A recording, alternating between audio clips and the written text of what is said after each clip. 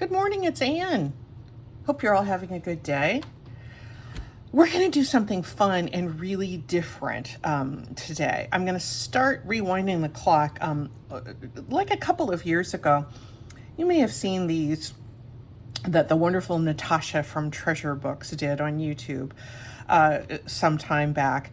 These little whimsical houses, as she called them, they're journal cards or tags. And they're so cute and they're so addictive to do. And it seemed like everybody was doing these. I had several of them in my stash that I made. I just couldn't stop making them. They were just so cute. And if you have been a junk journaler for a couple of years, my guess is you have made these or at least seen them as well, because they're just really fun. They're whimsical. They're just what Natasha says they are. And you make them out of scraps and everyone is different and you just never know how they're going to turn out. I really enjoyed making and having these. I enjoyed putting them in my journals. I did find that when I went to go put them in a pocket, it was, most of them were obscured, and obviously you would take them out and write on them and enjoy what you had written. You put them into a tuck, so much of them would be covered up. So I had one of those middle of the night moments a few nights ago. And I thought, what if you took that idea of Natasha's and put them together into a little thing, a little piece of ephemera that was both a pocket and a tag. And it just came to me, and I ended up with this. This pastes right down onto the journal page, and you pull the roof off, and you've got your journaling spot. You can have it both front and back. And you don't have to worry about obscuring any of that cute design, because you make your pocket and your tag all in the same project. So I got super excited about this, and I thought there's so many different ways that this could go. This obviously is made out of old book pages and bits of lace, and literally that's all it. So what I thought we would do today is to make one of these on camera, and then I'll show you another one that I made that might, at the end I'm going to show you something that I think might really give you an idea of how you might want to approach this too, because it's a super fun way to go about it. Anyway, let's get started. So we're going to start with the base, the house part. And I found that I just was, using, as I was practicing with these, I was just going to the full book pages and making them into a tube and making a pocket that way for the base of the house. You could also, if you want your text to be going this way, if you're using a book page, it might not be wide enough to go all the way around, but you can just fold a little bit under on each side, and then just have this as a gusset, and this is the part that you glue. For this purpose, though, I really kind of wanted to have the full, the full encasement of the pocket. So let's go ahead and glue that down. And as far as the width, again, it doesn't matter. I think I'm going to make this maybe about 3.5 inches wide, which is going to fit very easily on a page. Not certain where my bone folder is, but I can just use this. I'm going to cut down a little bit of the excess there, so it's not too bulky, and plus this will give me a little scrap to do something else with. This is a book page that, as you know, I love to put gesso and stain, and it made kind of a messy result, but those are always useful in our junk journals. So just that little bit of gesso that you saw me recently do. This is going to be the back here. Page from an old children's encyclopedia that has actually very strong paper, so I would recommend, because this is just going to be a single thickness of paper, that you use paper that's a little bit stronger than like your thinner dictionary page, or you can just double up the paper as well. All right, there's the base of our little, forgot where my little ruler went, because I want to trim this up. There's the base of our house.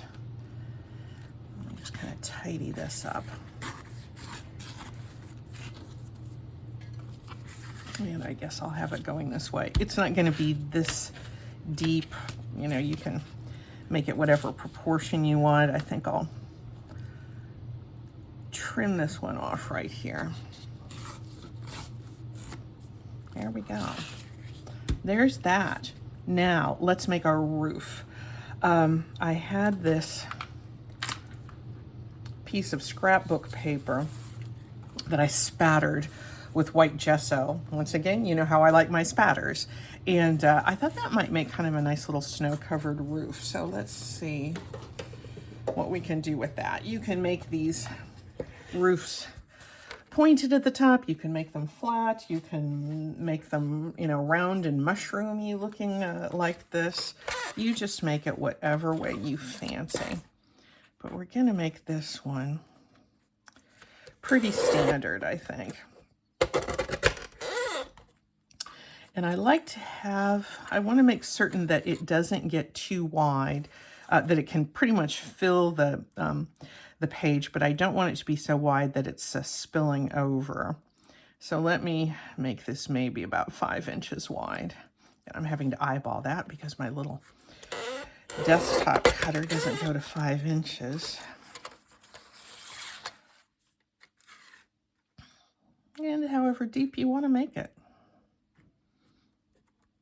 Totally up to you.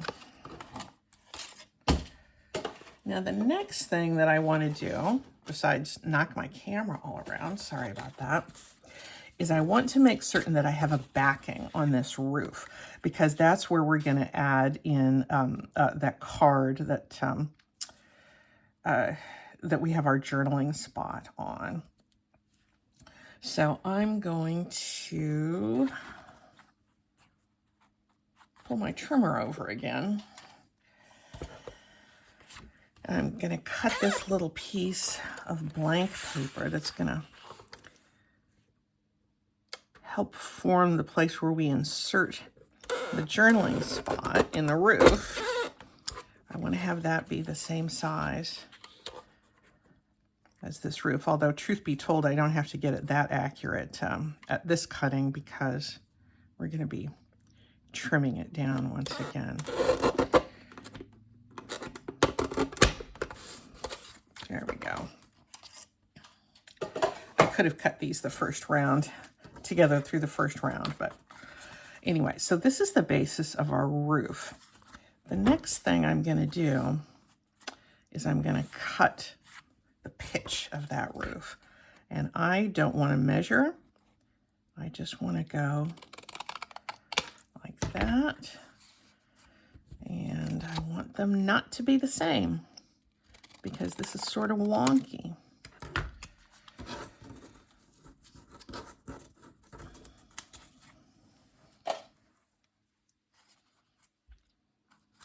And I do think I'll trim up the bottom here.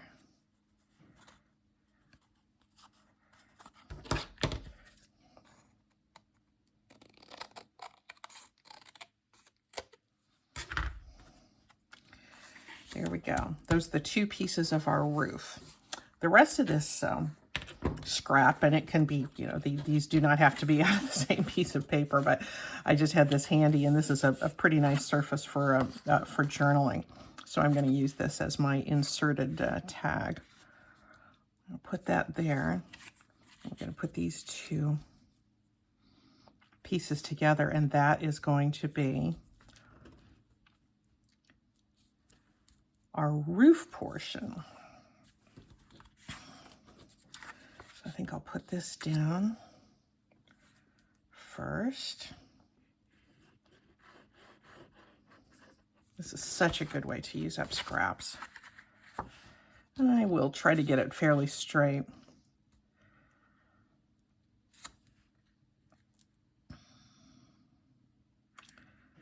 And the portion that extends here on the sides, that's going to be the part that's going to meet the top of the rest of the house. That's going to be that join.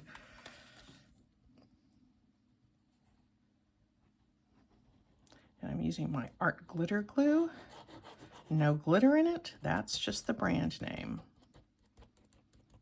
Really wish they had a different strategy, different branding strategy, because I think it's so confusing to people. It was to me when I first started using this kind of glue. Why do they call it glitter glue? I don't know. They just do. There's no glitter in it. Wonderful fast drying glue. There we go. Yeah, I like the fact that this is sort of slanted one way a little bit more than the other. I could actually I could round off the top. Should I do that? That might be kind of fun.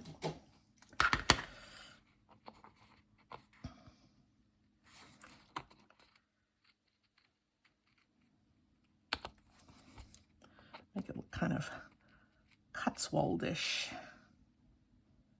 in my dreams, right? There we go. And I might go ahead and ink that as long as we're working on this, because I want to kind of knock out a little bit of that pale yellow that we see at the core of this assembly. Now we're going to finish our house, and then I'm going to see how deep I want this whole thing to be. Obviously, it's too deep right now, but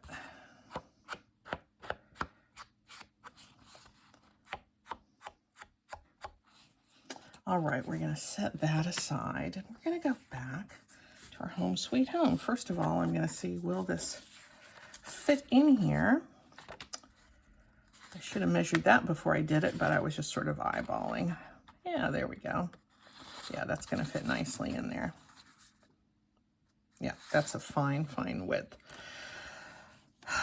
What do we need for our house? We need a door and we need some windows. For this one, I used some little circle punch outs for the windows, and those were cute, and just any kind of a little scrap can do for the door. But you can put like little flower boxes. You can, you know, put some sort of shredded paper at the beginning, here at the base for a little bit of grass. You can put some little strips to make steps. You can really go to town on that. I think I have some scraps over here, and I hadn't really planned out what to do. I did find this piece of paper in my card making stash. It looks like it's cork. And you know, I've never used it because it's not been cut into. Maybe we'll have a cork door. That might be kind of fun. And if you wanted to go for a really rustic look, you could certainly tear all of these, but all I need is just a little bit. So I think I'm just going to cut off a 1-inch strip.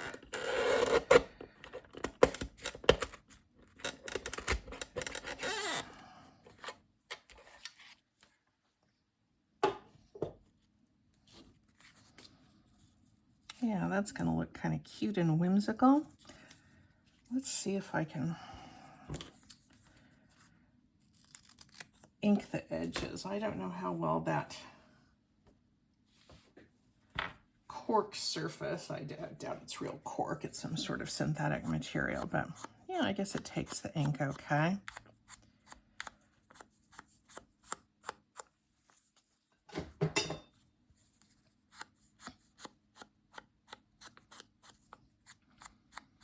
And this is where you can go into lots of detail. This is with this one, you can see I took out my white pen and just did a lot of little faux stitching around to the end. You can spend as much time as you want on these. This one we're going to do pretty simply. Is this adhesive? No, I guess not.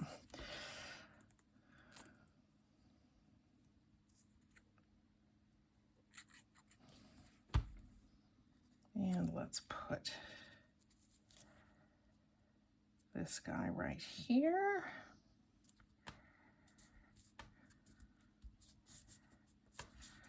And what shall I use for windows?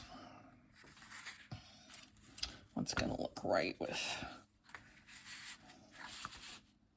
Yeah, this floral might be kind of nice. A little piece of scrapbook paper. I think I'm going to stop here though, and I'm going to cut this down to the right depth because I kind of like to put it all together so visually I can have it all in one place when I'm doing the final decorating. I'm going to bring it almost down to the bottom.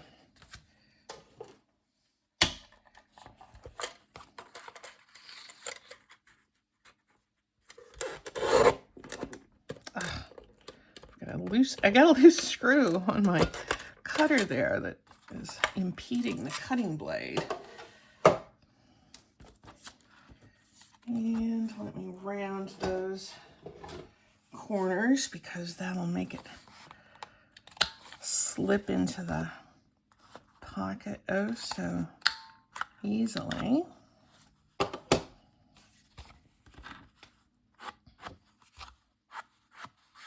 Nice little spot to journal. One thing I love about this idea of having the pocket and the journaling card all in one place is that it almost serves as its own prompt. You know, you're thinking of you know, things at home, things that are cozy. You know, as we're getting closer to the holidays, there might be all kinds of little memories or little plans or just little thoughts about the time of year that might fit well into this kind of a piece of ephemera. There we go. As you can see, the extension of this roof stops you from, you know, getting, stops this from, you know, going further in. And yeah, that's pretty cute. What did I say I wanted? I wanted to use this floral. I think instead of doing the round pieces, I think I might do sort of a window box. I think I'm going to do that. And since my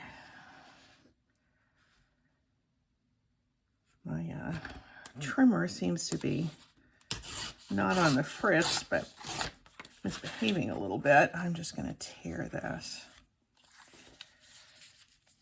There we go.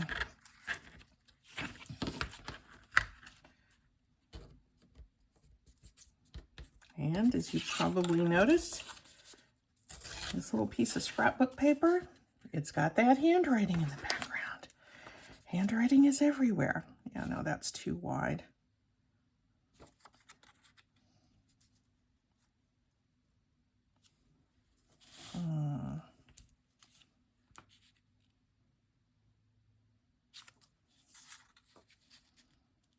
No, let's leave it like that.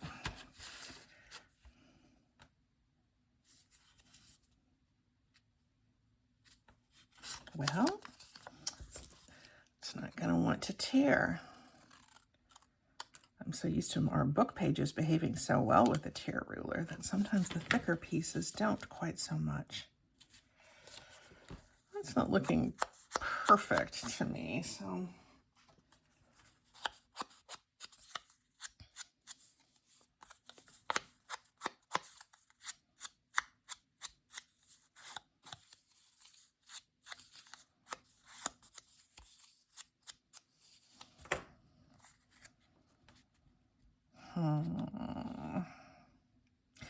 I think I want to hang some lace on that curtain. Let's see what I've got here.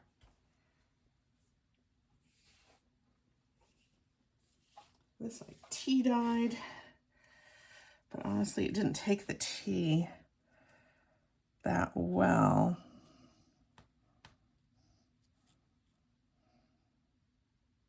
I think I'm going to cut it down just a little bit.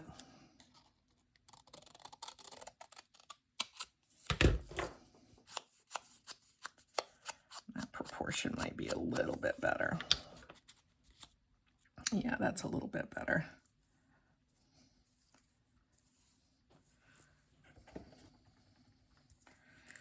Anyway, I think you're certainly getting the idea. A little bit of the Fabri-Tac glue.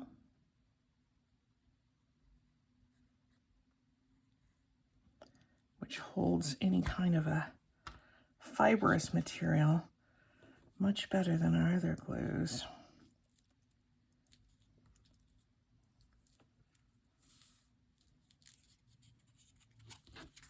I guess I shouldn't be using our project as a work surface, should I?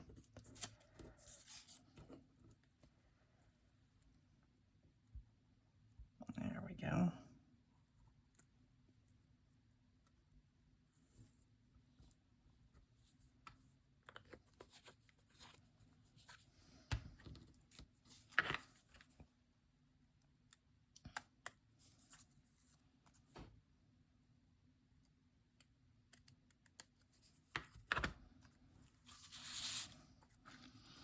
This feels like it needs just a little bit of additional interest under there. And I wonder if I should put maybe a little piece of this cork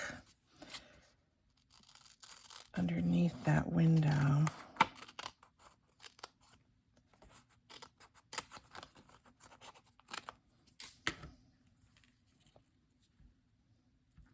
And to maybe have it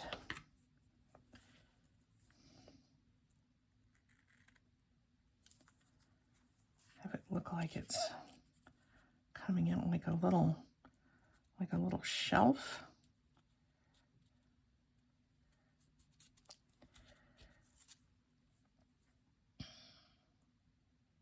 I'm not good at dealing with perspective in artistic creation, so this might not be the way to go. However, I think I am kind of liking that.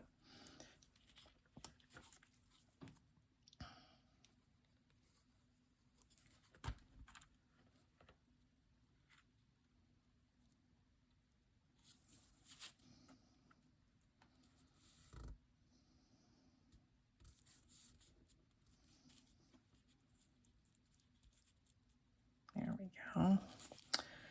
And this might be where I use the circles along the sides here. Get some of that red to pick up the red in the roof.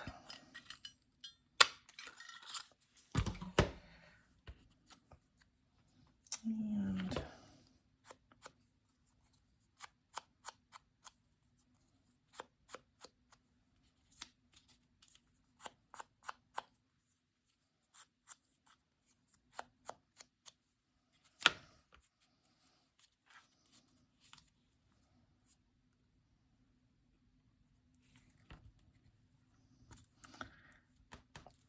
one little circular window by the side of the door, and here's one more.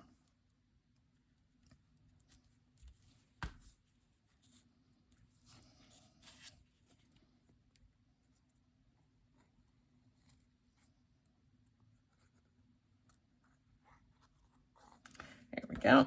There's our little, whoops, I got a little piece of that cork slipping off over there.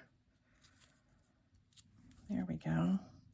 And just because I left this just a little too tall, but I think I'm going to use a piece of that cork and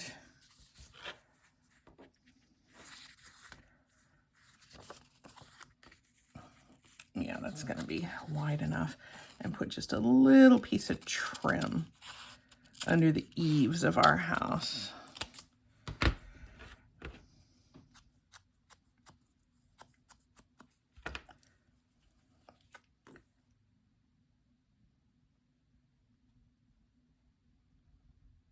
Yeah, I haven't even finished my first cup of my coffee this morning, so I was just excited to get at this today.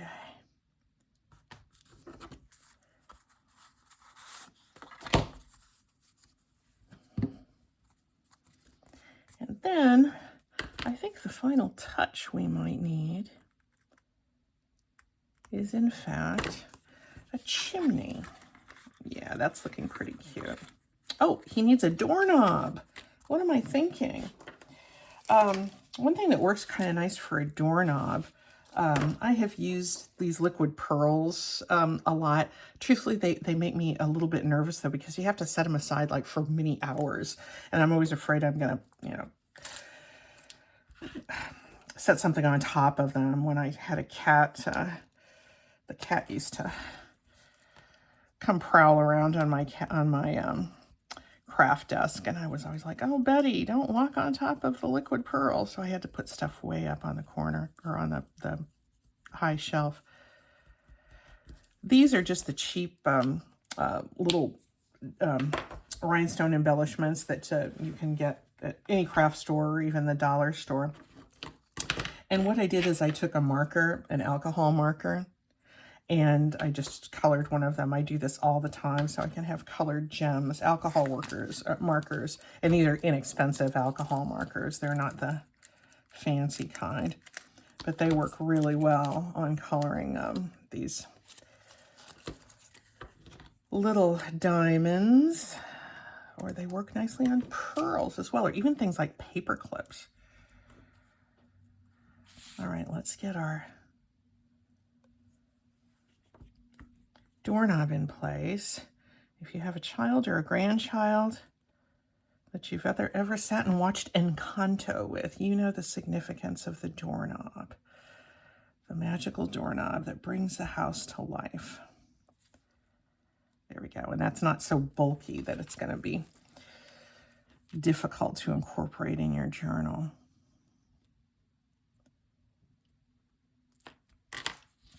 There we go.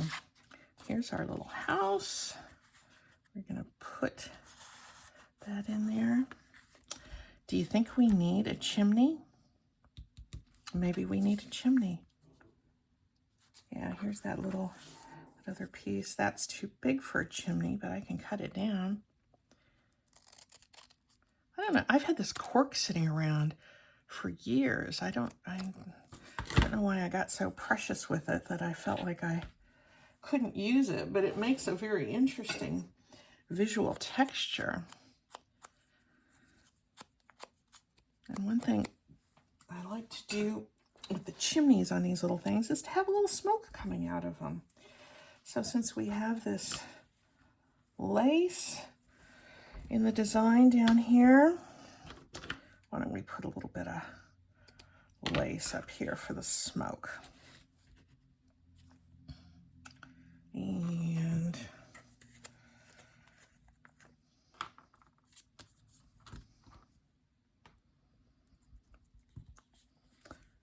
the house is kind of chilly here this morning, so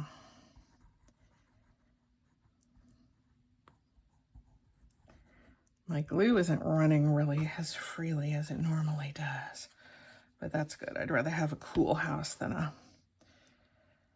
warm and stuffy house.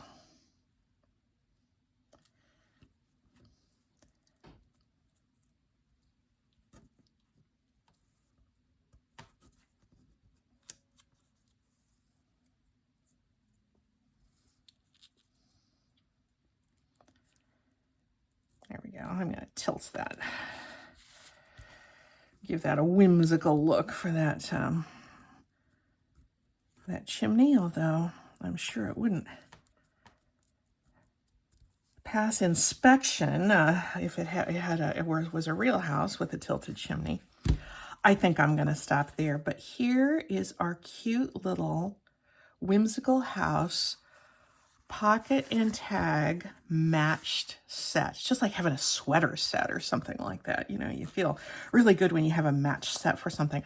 But I love the idea that we can just put this down on a page. We can have our adorable house look, but we already have our pocket, and the journaling spot is right there. Oh, I think this is really, really cute. But certainly, this is my twist on it with the match set and raising the roof and all that. But the idea is Natasha's, so I will definitely give you a link to her original post, and just really have a good time making those. Because they're really fun, and then you can put your twist on it too. One thing that you might not be able to do, a lot of Natasha's, she kind of gave this really fun curved kind of mushroom stem woodland house kind of look to them. I haven't quite figured out how you could do the curves here.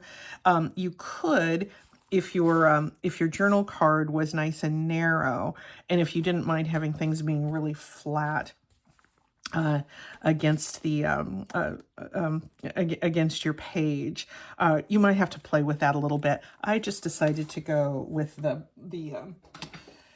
straight sides, which I realize now I didn't ink, so they're not maybe showing up as well as they should. There. So play with how you want to do it, but I think these are really sweet. I want to leave you with one more idea that really might help inspire you if you want to do one of these cards.